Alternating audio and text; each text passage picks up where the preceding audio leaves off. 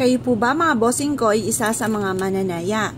At na-issue po mga bossing ko na kayo po mga bossing ay makabayad sa mga pagkakautang o laging walang pera kaya kayo ay tumataya. Ngayon po mga bossing, may i-recommenda ko sa inyo na pwede nyong gawin.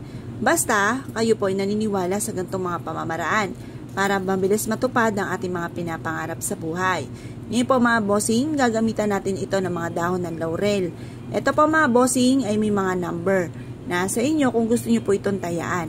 Pero masasabi ko lamang, ano man po mga bossing, kailangan kung ano man po yung mga numero ninyong tatayaan, ay ito ay inyong tatayaan talaga.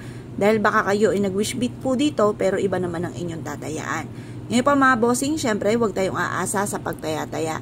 Kailangan po mga bossing ko, tayo po ay maging double time sa pagkayod kung kayo ay may trabaho or kung kayo po ay may negosyo, kailangan mga bossing ko, positive lamang mga bossing. Ito po may mga numero dito mga bossing at nasa inyo kung gusto niyo po itong gayahin. Ito po mga bossing ko, mga numero na paborito natin at mga edad po natin.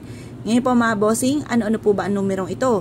Ito ay may 7, 10, 27, 41, 43 at ganoon din po mga bossing ko ang numero 18. Ayan. Ngayon po, nasa inyo po, parang ano ko lang po, trip lang po ito kung ano pong gustong numero. Ngayon po mga bossing, basta positive ka lamang, mananalo tayo ng malaking halagang pera. Ngayon po mga bossing ko, tayo po ay magwi-wish. Sabihin po natin sa pamamagitan nito, matutupad lahat ang mga pangarap po natin sa ating pong buhay. Mananalo na ako ng jackpot. Ganon po ang mga pagwi-wish mga bossing. Walang gamit na sana, direct to the point mga bossing. Mananalo na ako ng jackpot. Makakamit ko lahat ang aking mga pinapangarap sa buhay. Yan. Tapos sabihin niyo po, kiniklaim ko na ang swerte, mananalo ako ng jackpot. Maraming pera ang darating sa akin. Lahat ng mga pangarap ko ay matutupad.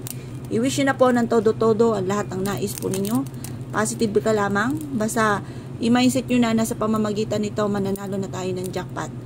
Ngayon pa mga bossing, paulit-ulitin nyo ang numero ng inyo pong tinayaan. Halimbawa po ay 758, 41, 43, 18. Yan, depende sa depende po sa gusto po ninyo mga bossing. Yan po mga bossing ko. Kailangan maubos po natin to mga bossing ko yung ating dahon ng laurel mga bossing. Yan. Nadali tuloy itong ito pong ating stand mga bossing. Ginagato ko para kitang-kita nyo po mga bossing ko yung ating pampaswerte. Ito po mga bossing. Kailangan maubos po natin to. Mananalo ako ng jackpot, mananalo ako ng jackpot, mananalo ko ng jackpot. Yan, lahat ng mga pangarap ko ay matutupad. Ayan po mga bossing. O siya. Pagtapos na po ninyo ito, naubos nyo na mga bossing. Ito po mga bossing ko, positive ka lamang, makakamit natin lahat ng ating mga pinapangarap sa buhay. Tingnan nyo po mga bossing ko ang ating kandila. Mayang akala mo yung nagdidiwang, masaya po siya. Malakas yung sindi po niya mga bossing. Proven po ito na napakaswerte. Kung gusto nyo pong gawin po ito muli mga bossing ko, gawin nyo po ito muli at ito i-a-adjust ako sa lagi kayo suswertihin. At ang aroma mga bossing ko na nasusunog ng dahon ng laurel, yan po ay nagtataboy ng kamalasan at nagpapakapit ng swerte. Kaya kung kayo pinaniwala mga bossing, asya, wag na po kayo magpatumpik-tumpik pa at good luck po sa inyo po lahat.